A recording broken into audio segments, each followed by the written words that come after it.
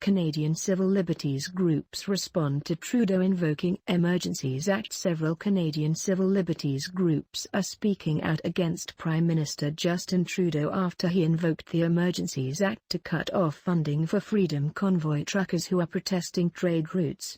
While some groups have approved of the measure, which cuts off funding from the protesters, calling it responsible and a good strategy, others have condemned the action and described it as a slippery slope into government overreach. Reuters reported the Canadian Civil Liberties Association said the truckers' protests did not meet the standard for Trudeau to have invoked the Emergencies Act, which exists for the ability of the Government of Canada to preserve the sovereignty, security and territorial integrity of Canada, and only for actions that cannot be effectively dealt with under any other law of Canada.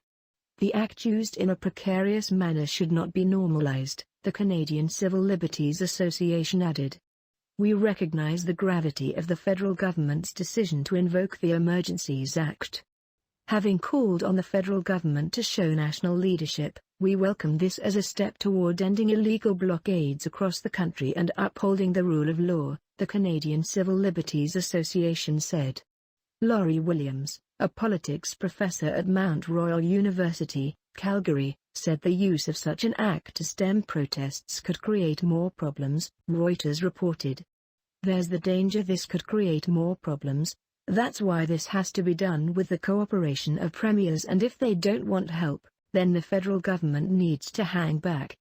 It is to be very targeted, very strategic and very restrained, because these are enormous powers that are being implemented, she said, according to the report. Some other civil liberties experts are concerned Trudeau's decision could motivate additional protests or civil unrest. The protests started 2 weeks ago when the Canadian government announced it would require Canadian truckers, or U.S. drivers who cross into Canada, to show proof of vaccination.